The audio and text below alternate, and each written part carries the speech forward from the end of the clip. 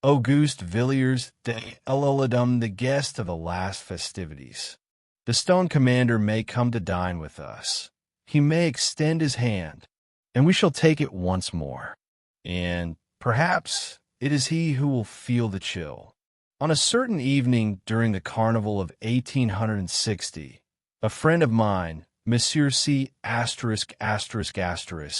and I found ourselves alone in a pit-tier box at the opera ball. We were there by a whim of chance, born of a fervent and vague melancholy. For a time, we admired through the rising dust the frantic mosaic of masks, shrieking beneath the chandeliers and tossing to the rhythm of Strauss's diabolical bow. Suddenly, the door of the box opened. 3 ladies, with a silken rustle, moved between the heavy chairs. Removing their masks, they said, "Good evening." They were 3 young women of exceptional wit and beauty, whom we occasionally encountered in the artistic circles of Paris. Their names were Cleo the Ash Blonde, Anthony Chantilly, and Anna Jackson. "And so, you have chosen to dally here, ladies?"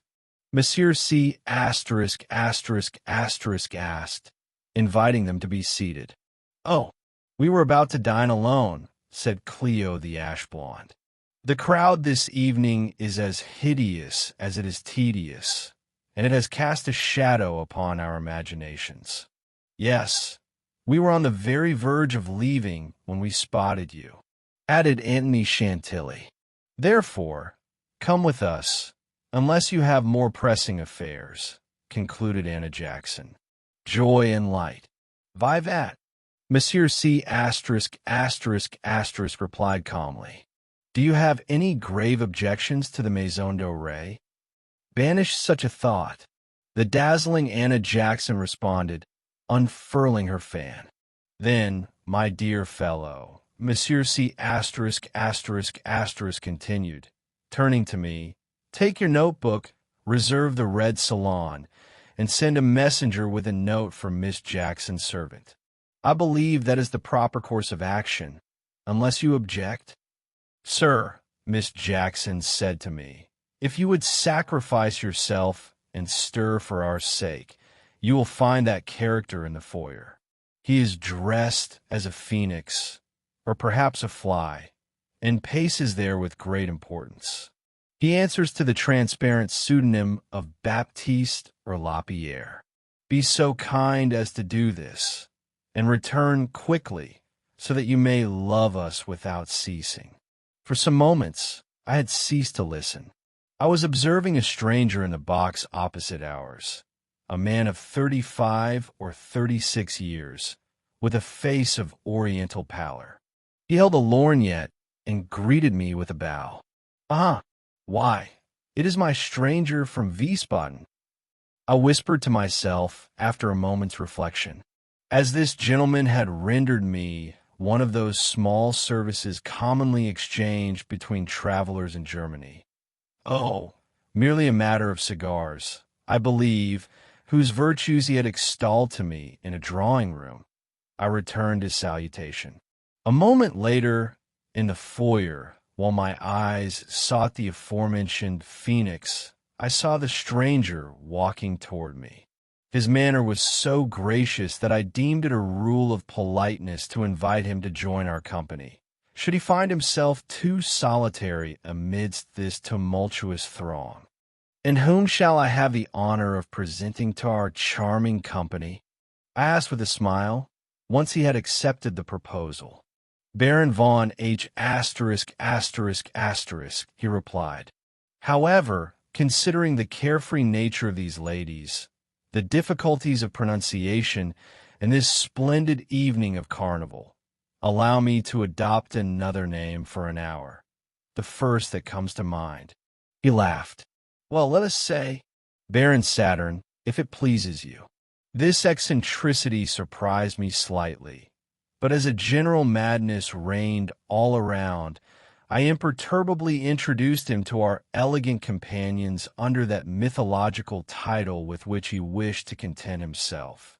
His whim immediately disposed everyone in his favor.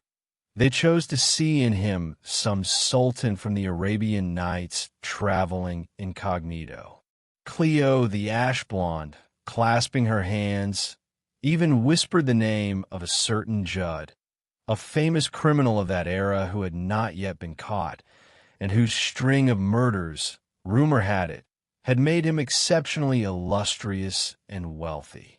When the exchange of courtesies was complete, the ever-attentive Anna Jackson asked between two irrepressible yawns, "Would the Baron do us the honor of supping with us, for the sake of a most desirable symmetry?" He made a motion to decline. "Susanna said that to you, as if she were Don Juan addressing the statue of the commander." I interjected in jest. "These Scottish women can be so solemn. We should have invited Monsieur Saturn to come and kill time with us," added Monsieur C******, who, for all his coldness, wished to make the invitation according to the rules. "I sincerely regret being forced to refuse." Our companion replied, "Pity me. A circumstance of truly capital importance calls for me this morning, quite early. A duel for a laugh? Or a tasting of a new vintage of vermouth?" asked Cleo the ash blonde, pouting her lips. "No, madame, an appointment, since you have deigned to ask me," the Baron replied. "Oh, I wager it is some quarrel in the foyers of the opera," cried the beautiful Anna Jackson. "Your tailor, fancying himself in the costume of a light cavalryman, called you an artist or a demagogue. My dear sir, such remarks are not worth the tip of a rapier.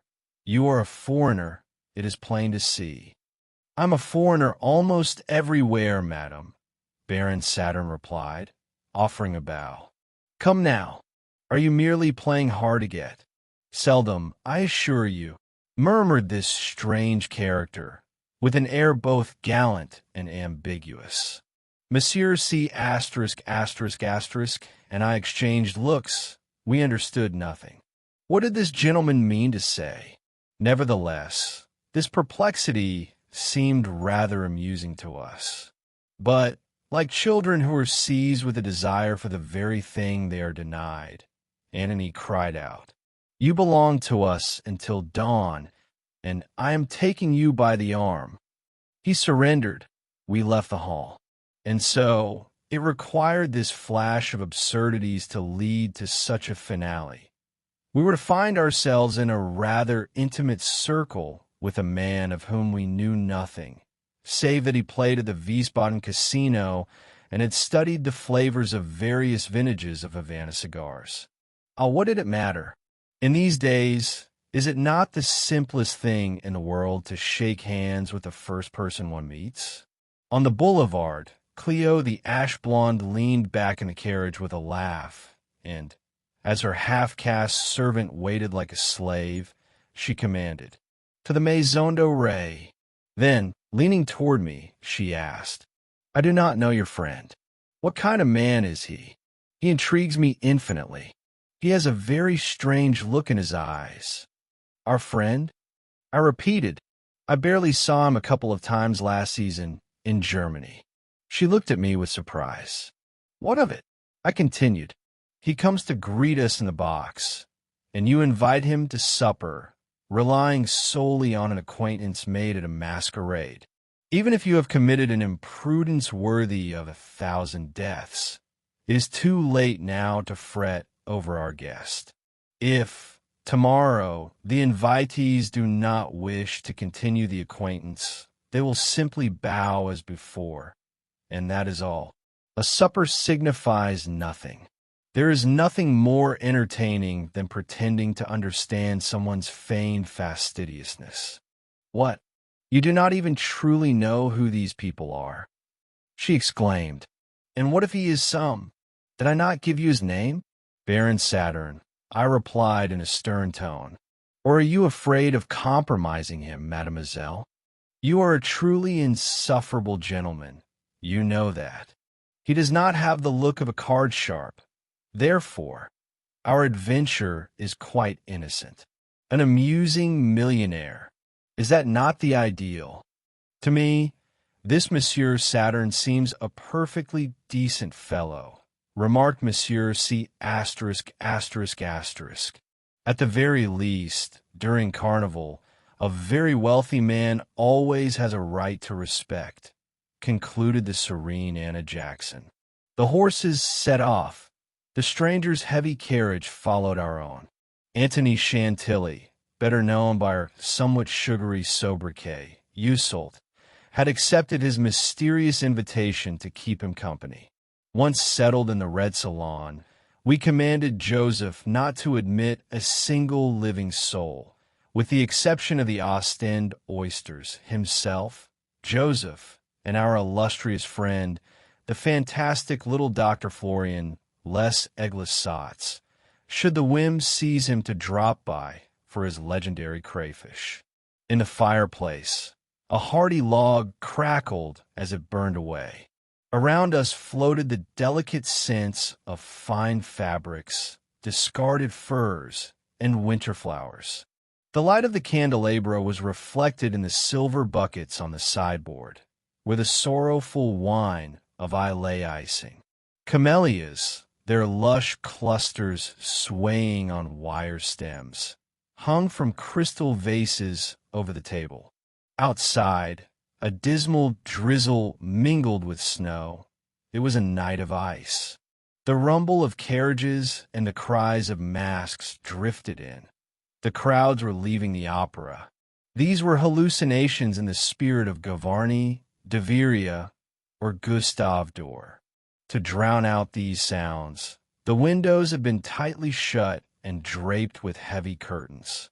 And so, gathered at the table were the Saxon Baron von H******,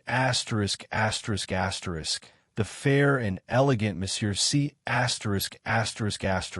and myself, along with Anna Jackson, the ash blonde, and Antony. During the supper, seasoned as it was with brilliant whims, I quietly surrendered to my innocent passion for observation, and I confess, I soon noticed that my vis-a-vis truly deserved some attention. No, this chance guest was not a cheerful man at all. His features and bearing, undoubtedly, possessed that conventional refinement that allows one to be accepted in society. His accent was not wearisome, unlike that of other foreigners. However, his pallor at times took on a strange, deathly, and even bluish tint. His lips were thinner than a line drawn by a brush, and his brow remained slightly knit even when he smiled. Noting these and several other traits with that unconscious scrutiny with which certain writers are willy-nilly endowed, I regretted having introduced him so thoughtlessly into our company. I made a silent vow to strike him from our list of acquaintances at dawn. I speak here, of course, of myself and Monsieur C******, for the happy chance that had granted us our companions this evening was bound to whisk them away, like phantom visions, by the end of the night. Soon, the foreigner commanded the general attention by virtue of his peculiar strangeness.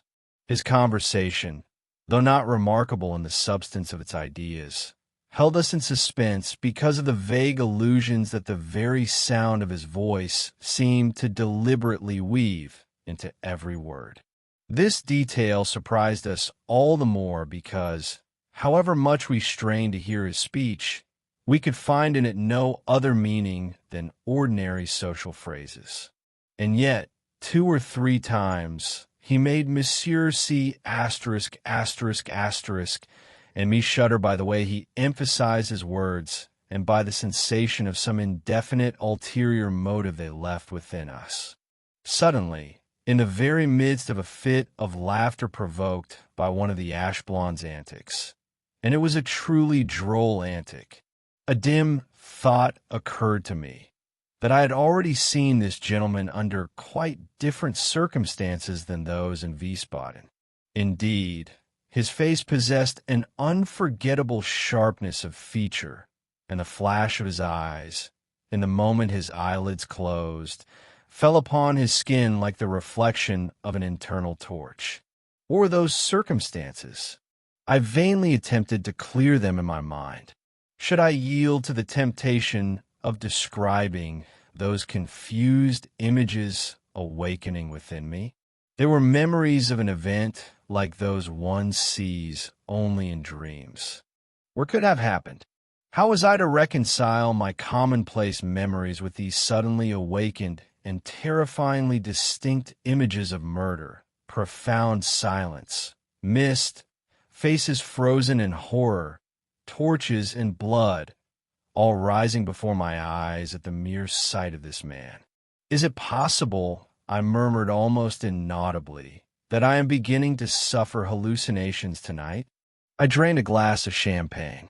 The sound waves of the nervous system sometimes give rise to mysterious vibrations. By the sheer diversity of their echoes, they seem to drown out any analysis of the very first blow that struck them. Memory retains the surroundings, but the event itself sinks into this general sensation, stubbornly remaining indistinguishable. It is like those once familiar faces which, when encountered unexpectedly, disturb us, calling forth a torrent of dormant impressions, yet the person's name remains impossible to recall. However, the refined manners, the cheerful restraint, and the strange dignity of the stranger, shades drawn, no doubt, over a somber reality of his nature, compelled me, at least for the time being, to deem this resemblance a mere trick of the imagination, a visual distortion born of fever in the night. And so I resolved, following both duty and my own pleasure, not to cast a shadow upon the festivities by my appearance. Obeying a youthful ardor, everyone rose from the table. Bursts of laughter mingled with harmonious passages that light fingers drew at random from the piano. I forgot my anxieties. Soon, sparks of wit began to fly. Light confessions were heard, and those barely perceptible kisses, like the sound with which distracted beauties snap flower petals against the back of their hands. There were sparks of smiles and diamonds.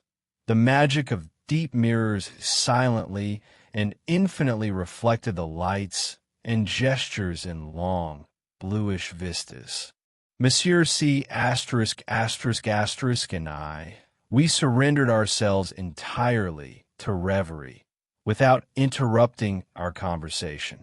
Objects are transformed according to the magnetism of the people who touch them. For each man, everything holds only the significance he is capable of bestowing upon it. Thus, the modernity of this garish gilding, the heavy furniture, and the smooth crystal was redeemed by the gaze of my lyrical comrade, Monsieur C***, and my own. For us, these candelabra were surely of pure gold, and the carving upon them undoubtedly belonged to the hand of an authentic kinsman, a hereditary jeweler. Decidedly, this furniture could only have emerged from the workshop of a Lutheran upholsterer, driven mad in the time of Louis XIII by religious horrors. And from whom could this crystal have originated, if not from a Prague glassblower corrupted by some Amazonian passion? These damask draperies were nothing less than ancient purple, finally recovered in Herculaneum, in a chest of sacred fabrics from the temples of Asclepius or Pallas. The extraordinary coarseness of the weave was fully explained by the corrosive action of earth and lava, and this precious imperfection made it unique in the world. As for the table linen, a doubt still flickered in our souls regarding its origin. We had every reason to hail it as specimens of lacustrine homespun cloth. We did not lose hope of discovering, in the patterns woven into the warp, traces of Akkadian or troglodyte origin. Perhaps these were the countless wrappings of the shroud of Xisuthris, bleached, and sold retail as table linens. However, after inspection, we had to content ourselves with the hypothesis that these were cuneiform inscriptions of a menu composed in the time of Nimrod. We already anticipated the surprise and joy of Monsieur Oppert when he should learn of this recent discovery. And already the night was casting its shadows, its strange effects, and its half-tones upon the surrounding objects, reinforcing the goodwill of our convictions and our dreams. The coffee steamed in transparent cups. Monsieur C*** savored a Havana cigar with delight, shrouding himself in flakes of white smoke like a demigod within a cloud. Baron von H***, his eyes half closed, reclined upon the sofa with a rather mundane air. In his pale hand, which hung down to the very carpet, a glass of champagne was clasped. He seemed to listen intently to the majestic strains of the nocturnal duet from Richard Wagner's Tristan and Isolde, performed by Susanna, who traced the incestuous modulations with profound feeling. Antony and Cleo the ash-blonde, interlaced and radiant, maintained a scholarly silence while this skillful musician slowly resolved her chords. As for me, enchanted to the point of insomnia, I too listened to her, standing by the piano. Each of our fair-skinned light-o'-loves had chosen velvet for that evening. The touching Antony, with eyes the color of violets, was dressed in black, without a single trace of lace. But the hem of her velvet gown had no border, and thus her shoulders and neck, of the purest Carrara marble, stood out sharply against the fabric. Upon her pinky finger was a slender gold ring, and in her chestnut hair, which fell far below her waist in two coiled tresses, glittered 3 cornflowers made of sapphires. As for her character, an august personage once asked her if she were virtuous. "Yes, monseigneur," Antony replied. "Virtue in France has nowadays become merely a synonym for politeness."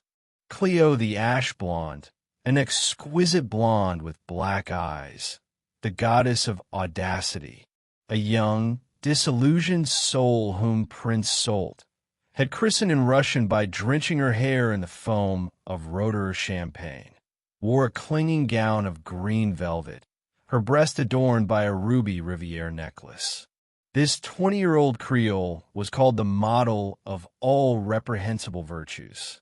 She could have turned the heads of the severest philosophers of Greece and the most profound metaphysicians of Germany. Countless dandies fell in love with her unto duels, unto promissory notes, unto bouquets of violets. She had just returned from Baden, where, laughing like a child, she had left 4,000 or 5,000 louis d'or upon the gaming table. Regarding her morals, an old German woman of a rather unkempt appearance, moved by this spectacle in the casino, said to her, "Mademoiselle, beware. Sometimes one must eat bread as well, and you seem to forget this." "Madame," the beautiful Cleo replied, blushing, "I thank you for the advice. In return, learn from me that for some, bread has always been merely a prejudice."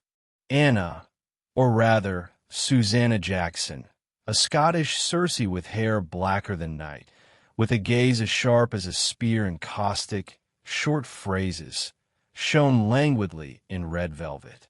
Do not encounter her, young foreigner. I assure you, she is like quicksand. She sucks in the nervous system. She exhales desire. A long, painful crisis, exhausting and mad, would be your lot. Her memory counts many a morning date. Her beauty, in whose power she is certain, drives mere mortals to frenzy. Her body is like a dark lily, and yet virginal. It justifies her name, which in ancient Hebrew, it seems, signifies that very flower. However sophisticated you may believe yourself to be, perhaps by virtue of your still tender age, young foreigner.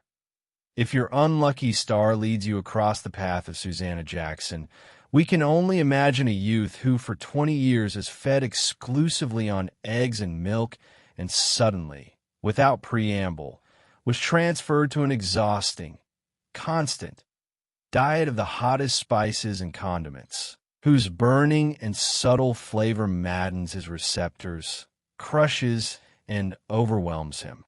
Such would be your faithful portrait for the next fortnight.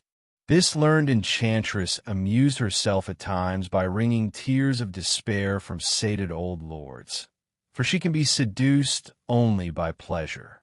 Judging by some of her phrases, she intends in time to bury herself alive in an estate worth $1 million on the banks of the Clyde, taking with her some handsome boy whom she will lingeringly and slowly kill for her own satisfaction.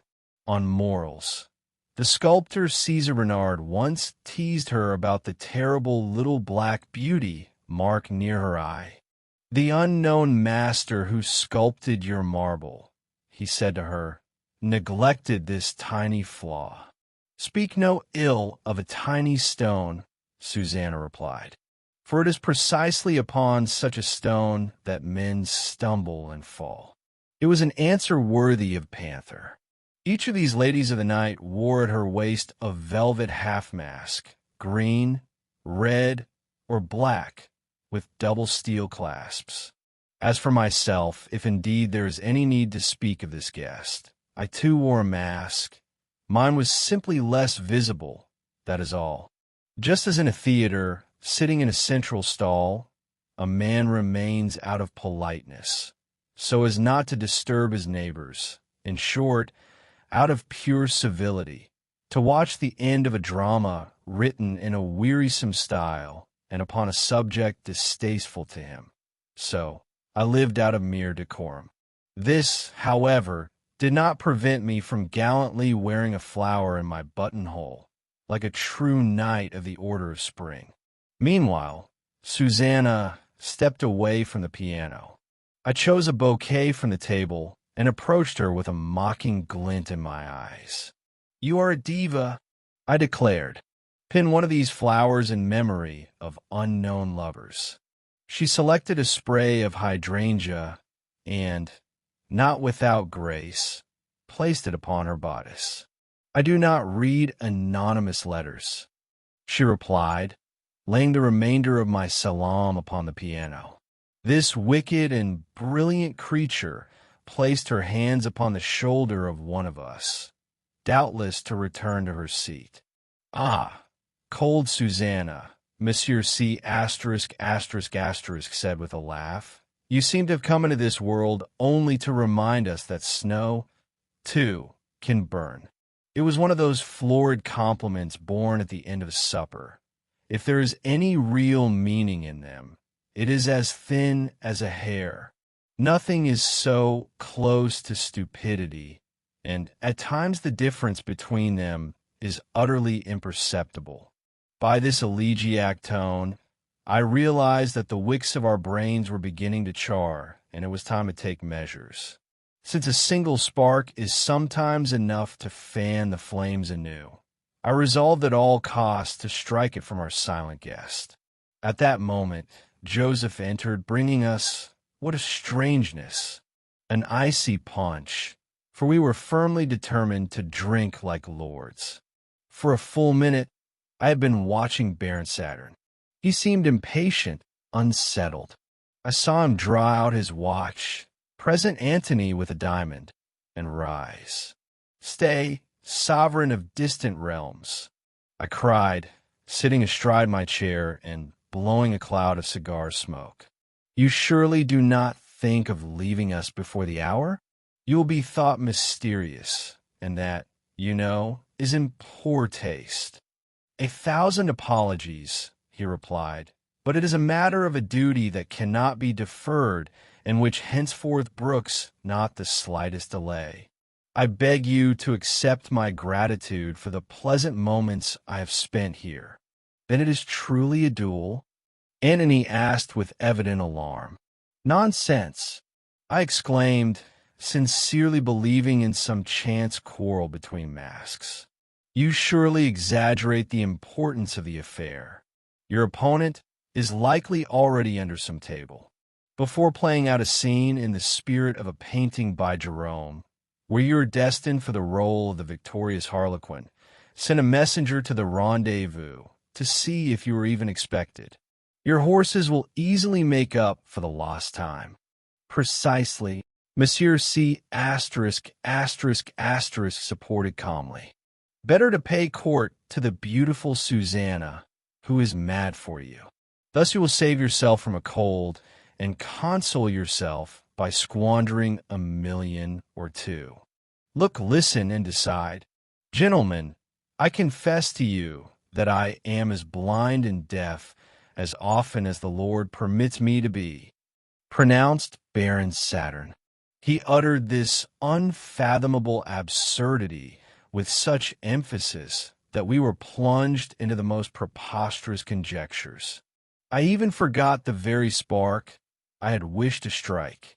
We looked at one another in bewilderment, not knowing how to take this jest, when suddenly I could not suppress a cry.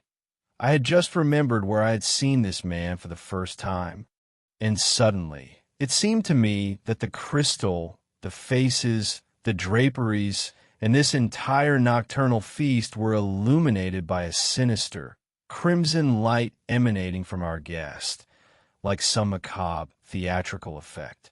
I passed my hand over my brow in the silence that fell for a moment, and then I approached the stranger. "Sir," I whispered into his ear, "forgive me if I am mistaken, but I believe I had the pleasure of encountering you 5 or 6 years ago in a large southern city. In Lyons, if I am not in error, near 4 o'clock in the morning, in a city square." Saturn slowly raised his head and, looking at me intently, said, "Ah, it is possible. Yes." I continued, staring back at him just as fixedly. "Stay." In that square there stood a most melancholy object, a sight I allowed myself to be captivated by along with 2 of my fellow students, and which I vowed to myself never to look upon again. "Indeed," said Monsieur Saturn. "And what was this object, if my curiosity is not too indiscreet?" "In truth, a kind of scaffold, a guillotine, sir, if my memory serves me. Yes, it was the guillotine. Now I am certain of it." This brief exchange took place in an undertone, quite softly, between this gentleman and myself. Monsieur C***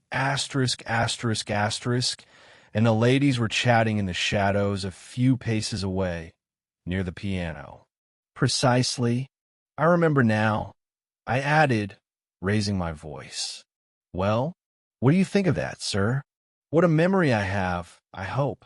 Though you flashed past me very quickly, your carriage, momentarily delayed by mine, allowed me to discern you by the light of the torches. That circumstance engraved your face upon my mind.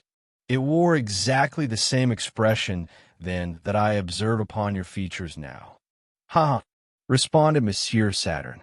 "It is true. I must admit, it is strikingly accurate." The piercing laugh of this gentleman reminded me of the sound of scissors clashing over hair. "One detail, among others," I continued, "struck me. I saw from a distance, as you descended toward the place where the machine was erected, and, unless I am deceived by a resemblance—" "You are not deceived, dear sir. It was indeed I," he replied. At these words, I felt the conversation turn ice cold, and realized that I had perhaps breached those strict rules of politeness which an executioner of so strange a stamp was entitled to demand of us. I was already searching for some banality to shift the course of the thoughts that had seized us both, when the beautiful Antony turned from the piano and remarked with an air of utter indifference, "By the way, ladies and gentlemen, Do you know there's an execution taking place this morning?" "Ah!" I exclaimed, strangely moved by those few words. "It is poor Dr. de la P***. Antony continued sadly. "He once treated me. As for me, I blame him only for defending himself before the judges. I thought he had more fortitude. When one's fate is decided in advance, it seems to me one should, at best, only laugh in the faces of those judicial hacks." Monsieur de la P*** forgot himself. "What? Is it today? Final?" I asked, trying to give my voice a tone of indifference. "At 6 o'clock, at the fatal hour, gentlemen and ladies," replied Antony. Ossian, the handsome lawyer, the darling of the Faubourg Saint-Germain, stopped by last evening to tell me, to pay court to me in his own fashion. I had completely forgotten it. They even say a foreigner has been summoned to assist Monsieur de Paris, in view of the solemnity of the trial and the nobility of the culprit. Not noticing the absurdity of these last words, I turned toward Monsieur Saturn. He stood by the door, wrapped in a wide black cloak, top hat in hand, with an air of official gravity. The punch had gone quite to my head. To tell the truth, I felt bellicose thoughts stirring within me, fearing that by inviting him I had committed what is called, in Parisian slang, a gaffe. The face of this intruder, whoever he might be, became insufferable to me. I could hardly restrain my desire to let him know it. "Baron," I said with a smile, "given your singular insinuations, we're almost entitled to ask if you are not, in some way like the law, which is deaf and blind as often as God permits it to be." He approached me, leaned over with a pleasant air, and replied in a low voice, "Do be quiet. There are ladies present."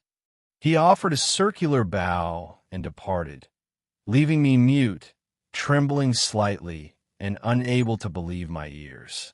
Reader, a word here.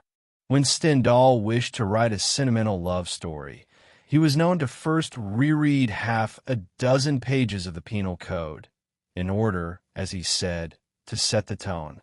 As for me, having set my mind on writing certain tales, I found it more practical, after mature reflection, simply to frequent one of the cafés in the passage Choiseul. There, the late Monsieur X***, the former executioner of Paris, would come almost daily, incognito, to play his little game of impeccably. He was, it seemed to me, a man as well-bred as any other. He spoke in a very low but distinct voice, with a benign smile. I would sit at a neighboring table, and he amused me somewhat when, carried away by the demon of the game, he would suddenly cry out, "I cut," without intending any malice. It was there, I remember, that I wrote my most poetic inspirations, to use a bourgeois expression. Thus, I was seasoned against that conventional sensation of horror which those gentlemen of the short robe usually cause in passers-by. It was therefore strange that I should feel, at this moment, an impression of such intense shock, simply because our chance guest had just declared himself to be one of them. Monsieur C***, who had joined us during those final words, tapped me lightly on the shoulder. "Have you lost your mind?"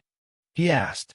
"He must have come into some great inheritance and only continues to serve while awaiting a successor," I murmured, extremely irritated by the fumes of the punch. "Nonsense," said Monsieur C***. "Do you really suppose he is attached to the ceremony in question? So you caught the sense of our little chat, my dear fellow." I whispered to him, brief but instructive. "This gentleman is a simple executioner, a Belgian probably. He is the exotic of whom Antony spoke just now. But for his presence of mind, I should have suffered a setback by frightening these young ladies. Come now, cried Monsieur C*******. An executioner with a carriage worth 30,000 francs? Who showers his neighbor with diamonds? Who sups at the Maison-Dorée the very night before lavishing his care upon a client? Ever since your café in the passage Choiseul, you see executioners everywhere. Drink a glass of punch.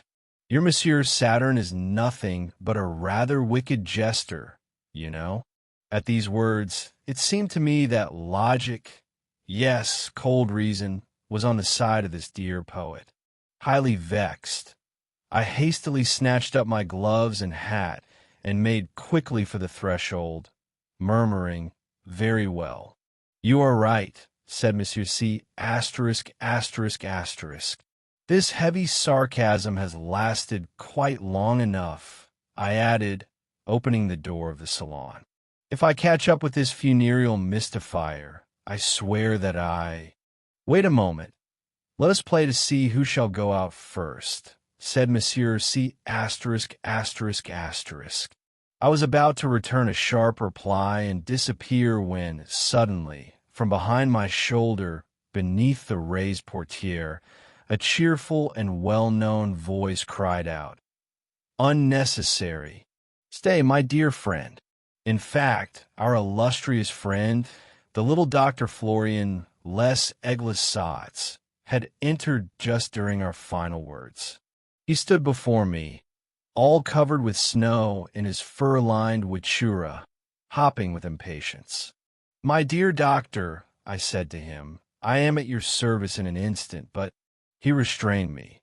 "When I have told you the story of the man who was leaving this salon just as I arrived," he continued, "I wager you will no longer care to demand an account of his eccentricities. Besides, it is too late. His carriage has already carried him far from here." He uttered these words in so strange a tone that I stopped dead in my tracks. "Let us hear the story, doctor," I said, sitting down again after a moment. "But mark this, Les Eglissats. You are responsible for my inaction, and you take it upon your own head." The Prince of Science propped his gold-headed cane in a corner, gallantly brushed with his lips the fingers of our three silent beauties, poured himself a little Madeira, and in the midst of the fantastic silence caused by the incident, and by his own entrance, began in these terms. "I understand the whole of this evening's adventure. I feel as well acquainted with everything that has just passed as if I had been one of your party. What happened to you, without being precisely alarming, is, nevertheless, something that might have become so." Said Monsieur C******. "This gentleman is indeed the Baron von H*****. He is of a high German family. He is wealthy beyond decency. But," the doctor looked at us, "but the prodigious case of mental alienation with which he is struck, having been certified by the medical faculties of Munich and Berlin, presents the most extraordinary and the most incurable of all the monomanias recorded to this day." The doctor finished, in the same tone as if he were at his course on comparative physiology. "A madman! What is the meaning of this, Florian? What does it signify?" murmured Monsieur C*****, pushing the light bolt of the lock. The ladies themselves changed their smiles at this revelation. As for me, I felt for the past few minutes as though I were positively dreaming. "A madman!" cried Antony. "But such people are locked up, it seems to me." "I thought I had observed that our gentleman was several times a millionaire," replied Les Eglissats quite gravely. "It is therefore he who has others locked up, if you please." "And what is the nature of his mania?" asked Susanna. "I find this gentleman very charming myself. I warn you, you will perhaps not be of that opinion in a moment, madam," continued the doctor, lighting a cigarette. The livid gray dawn tinted the window panes, The candles were turning yellow. The fire was dying out. What we were hearing gave us the sensation of a nightmare. The doctor was not one of those to whom mystification is familiar. What he said was bound to be as coldly real as that machine standing over there upon the square. It appears, he continued between sips of Madeira, that as soon as this taciturn young man reached his majority, he embarked for the East Indies. He traveled extensively through the regions of Asia. It is there that the thick mystery begins, hiding the origins of his malady. During certain uprisings in the Far East, he witnessed those rigorous tortures which the laws and force in those parts inflict upon rebels and criminals. At first, he attended them, no doubt, out of a traveler's mere curiosity. But at the sight of these tortures, it seems that instincts of a cruelty surpassing all known capacities of imagination were stirred within him. They troubled his brain, poisoned his blood, and finally rendered him the singular being he has become. Imagine that by the power of gold, Baron von H*** penetrated the ancient prisons of the principal cities of Persia, Indochina, and Tibet, and several times obtained from the governors the right to exercise the horrible functions of a high justiciar in the place instead of the oriental executioners. You know the story of the 40 pounds weight of gouged eyes that were brought on 2 golden platters to Shah Nasr-Eddin on the day he made his solemn entry into a revolted city? The Baron, dressed as a man of the country, was one of the most ardent zealots of all that atrocity. The execution of the 2 leaders of the sedition was of an even stricter horror. They were first condemned to have all their teeth torn out with pincers, and then to have those very same teeth driven into their skulls, which had been shaved for that purpose. And this in such a manner as to form the Persian initials of the glorious name of the successor of Feth Ali Shah. It was our amateur once again who, for a sea of rupees, obtained the right to execute them himself, with that measured clumsiness that distinguishes him. A simple question: who is more insane, the one who orders such tortures or the one who executes them? Are you revolted? Bah! If the former of these 2 men deigned to come to Paris, we would be only too honored to set off fireworks for him and order the flags of our armies to bow as he passed. And all this, if you please, in the name of the immortal principles of '89. So let us move on. If we are to believe the reports of Captains Hobbs and Higginson, the refinements suggested to him by his growing monomania on those occasions surpassed, by the full height of the absurd, those of the Tiberiuses and the Hilvaluses, and indeed all those mentioned in the annals of humanity. For, added the doctor, a madman cannot be equaled in perfection on the point where he is deranged. Dr. Les Eglissats paused and looked at each of us in turn with a mocking air. Due to our rapt attention, we had not even noticed that our cigars had gone out during his discourse. Once back in Europe, the doctor continued, Baron von H***, jaded to the point of giving hope for his cure, was soon seized again by his burning fever. He had but one dream, only one, more morbid, more icy than all the abject imaginings of the Marquis de Sade. It was quite simply to be granted the patent of High Executioner General for all the capitals of Europe. He claimed that good traditions and skill were perishing in this artistic branch of civilization, that there was, as they say, peril in delay, and, bolstered by the services he had rendered in the East, as he wrote in the petitions he frequently sent, he hoped, if only sovereigns would deign to honor him with their confidence, to wrench from the transgressors the most melodious shrieks that the ears of a magistrate ever heard beneath the vaults of a dungeon. Look, When one speaks of Louis XVI in front of him, his eye lights up and reflects an extraordinary, beyond the grave hatred.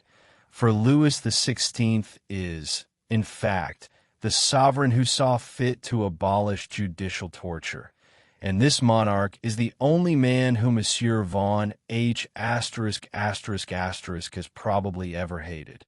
He has always failed in these petitions, as you might imagine, the doctor continued, and it is only thanks to the efforts of his heirs that he has not been locked away according to his merits. In fact, certain clauses in the will of his father, the late Baron von H***, forced the family to avoid his civil death because of the enormous financial prejudice such a death would entail for the relatives of this character. Thus, he travels at liberty. He is on the best of terms with all those gentlemen of the high justice. His first visit in every city he passes through is to them. He has often offered them very large sums to allow him to operate in their stead, and I believe, between us, added the doctor with a wink, that in Europe he has successfully corrupted a few. Aside from these escapades, one might say his madness is harmless, since it is exercised only upon persons designated by the law. Outside of his mental alienation, Baron von H** has the reputation of a man of peaceful, even engaging manners. From time to time, his ambiguous mildness may, perhaps, send a chill down the spine of those intimates who are aware of his terrible obsession. But that is all. Nevertheless, he often speaks of the East with some regret and is bound to return there soon. The deprivation of his diploma as torturer-in-chief of the globe has plunged him into a black melancholy. Imagine the reveries of a Torquemada or an Arbuez, of the Dukes of Alba or York. His monomania worsens day by day. Thus, every time an execution is at hand, he is notified by secret emissaries, even before the gentlemen of the acts themselves. He runs, he flies, he devours the distance. His place is always reserved at the foot of the machine. He is there, at this very moment as I speak to you. He would not sleep peacefully if he had not obtained the final gaze of the condemned. There, ladies and gentlemen, is the gentleman with whom you had the fortune to associate tonight. I will add that, when free from his dementia and in his relations with society, he is a man of the world truly irreproachable, the most captivating of conversationalists, the most cheerful, the most. Enough, doctor. Have mercy, cried Antony and Cleo the ash-blonde, upon whom Florian's shrill and sardonic banter had made an extraordinary impression. Why, he is the minion of the guillotine. Susanna murmured, he is the dilettante of torture. Truly, if I did not know you, Doctor, Monsieur C***, stammered, you would not believe it. Les Eglissats interrupted. I did not believe it myself for a long time, but if you wish, we can go down there. I happen to have my pass. We can reach him despite the cordon of cavalry. I only ask you to observe his face, that is all, during the fulfillment of the sentence. After that, you will doubt no longer. Many thanks for the invitation, cried Monsieur C***. I prefer to take your word for it, despite the truly mysterious absurdity of the fact. He is quite a character. Your Baron, continued the doctor, attacking a mountain of crayfish that had remained miraculously untouched. Seeing that we had all grown morose, he added, you must not be astonished or overly affected by my confidences on this subject. What constitutes the hideousness of the thing is the particularity of the monomania. As for the rest, a madman is a madman, nothing more. Read the alienists. You will find cases of strangeness almost as surprising. And as for those afflicted by them, I swear to you that we rubbed shoulders with them in broad daylight, at every moment, without suspecting a thing. My dear friends, concluded Monsieur C****** after a moment of general shock, I would not feel, I confess, any precise aversion to clinking my glass against one held out by a secular arm, as they used to say in the days when the arms of executioners could be religious. I would not seek the occasion, but if it offered itself to me, I would tell you, without too much declamation, and les eglissats, above all, will understand me, that the sight or even the company of those who exercise capital functions could not impress me in any way. I have never quite understood the effects of melodramas on this subject, but the sight of a man fallen into dementia because he cannot legally fulfill that office, that, for instance, makes an impression on me. And I do not hesitate to declare, if there are, among humanity, souls escaped from a hell, our guest of this evening is one of the worst one could encounter. You may call him mad, but that does not explain his original nature. A real executioner would be indifferent to me. Our hideous maniac makes me shudder with an indefinable shiver. The silence that greeted the words of Monsieur C***** was as solemn as if death had suddenly revealed its bald head between the candelabra. "I feel a little faint," said Cleo the ash-blonde, in a voice broken by nervous overexcitement and the chill of the intervening dawn. "Do not leave me all alone. Come to the villa. Let us try to forget this adventure, gentlemen and friends. Come. There are baths, horses, and rooms for sleep." She scarcely knew what she was saying. "It is in the heart of the woods. We shall be there in 20 minutes. Understand me, I beg you. The thought of that gentleman makes me almost ill, and if I were alone, I should have some dread of seeing him enter suddenly, a lamp in his hand, illuminating his pale and frightening smile." "That was indeed an enigmatic night," said Susanna Jackson. Les Eglissats was wiping his lips with a satisfied air, having finished his mountain of crayfish. We rang. Joseph appeared. While we were settling our accounts with him, the Scotswoman, touching her cheeks with a small swan-down puff, whispered calmly to Antony, "Have you nothing to say to Joseph, little Uselt?" "Indeed I have," replied the pretty and utterly pale creature, "and you have guessed my mind, you mad woman." Then, turning toward the steward, "Joseph," she continued, "take this ring. The ruby is a little dark for me.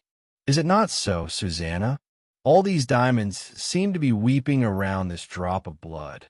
You will have it sold today, and you will give the proceeds to the beggars who pass before the house." Joseph took the ring, offered that somnambulistic bow of which he alone held the secret, and went out to bring the carriages forward while the ladies finished adjusting their toilettes, wrapping themselves in their long black satin dominoes, and replacing their masks. 6 o'clock struck. "One moment," I said, extending my finger toward the clock. "Here is an hour that makes us all a little complicit in that man's madness. Therefore, let's have more indulgence for him. Are we not, at this very instant, implicitly possessed of a barbarity almost as dismal as his own?" At these words, everyone remained standing in a profound silence. Susanna looked at me from beneath her mask. I felt the sensation of a glint of steel.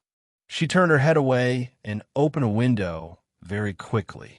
In the distance, from every steeple in Paris, the hour was striking. At the 6th stroke, everyone shuddered deeply, and I looked pensively at the head of a copper demon with distorted features, which supported, in its grip, the blood-red waves of the crimson curtains.